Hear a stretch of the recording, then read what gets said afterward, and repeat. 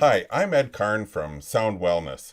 Now, Sharon and I have traveled across North America, exhibiting at trade fairs, hosting our own events, and one thing that we always get asked is how do I play a Tibetan bowl? Well, playing a Tibetan singing bowl is really quite easy, but there are a few things that you have to know if you want your bowl to play really well for you. The first is how to hold your bowl. Now, you want to hold it in your non-working hand. So if you're right-handed, you're going to hold it in your left hand. If you're left-handed, you want to hold it in your right. You need to hold your hand fairly flat. You see, it's the walls of the bowl that vibrate that create the sound. And if you allow your fingers to come up on the walls of the bowl, it'll stop playing for you. Now I want to show you just how much a bowl vibrates with this big old Tibetan bowl here.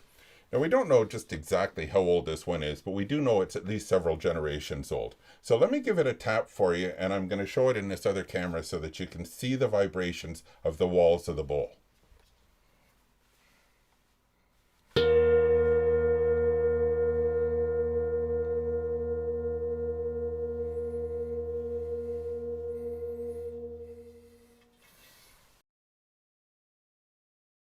So you see how much the walls of the bowl vibrating? That's where your sound is coming from.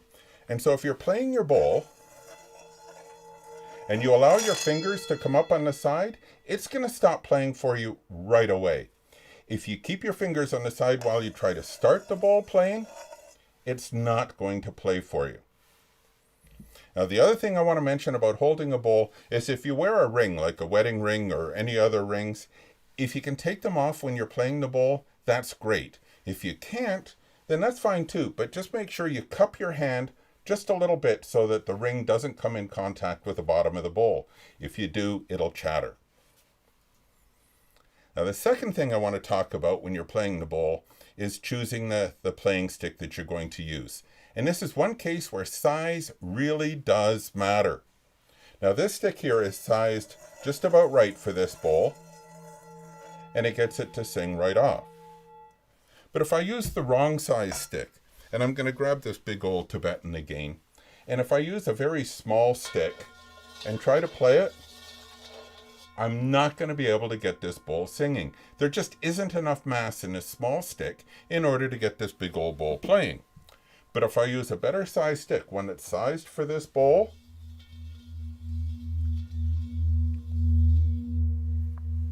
then you see it plays just about right away. Now, this also works the same way with a small bowl. If you try to play with too large of a stick to make it play, you might be able to get it to play, but it's pretty unwieldy to get it singing. But if you choose a better size stick like this one in order to get it to play, then it'll sing beautifully for you. The next thing that I want to talk to you about is how to play your bowl and how to hold the stick. Now, again, make sure you keep your hand fairly flat. I tend to hold my stick kind of like I hold a pencil. For a small bowl this size, I'm going to keep my elbow and my forearm fairly steady, and I'm going to just run around the rim of the bowl, keeping the stick at about a 45-degree angle as I go around the bowl.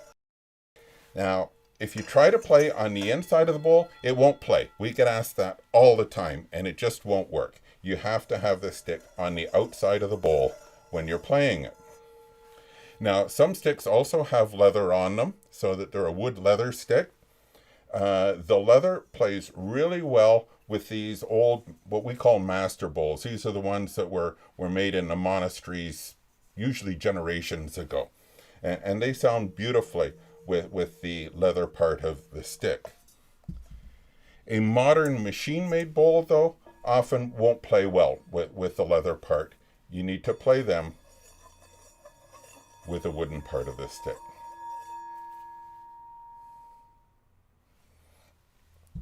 Now, sometimes when you're playing, and I hear this a lot when people are playing, the bowl gets so energetic that it chatters like that. Well, what's going on is the walls of the bowl are vibrating so much that it's actually pushing the stick off of the walls of the bowl, and that's what's causing the chatter. And so the solution for that is really quite simple. When it starts to chatter, slow right down and press harder. And you'll still get a beautiful sound out of your bowl, and the chatter will stop. Now, there is another way to play the bowl, and this is Sharon's favorite way to play a bowl, and that's with a mallet. Now, this mallet is compressed felt, and when you tap the bowl with a mallet and give it a good tap,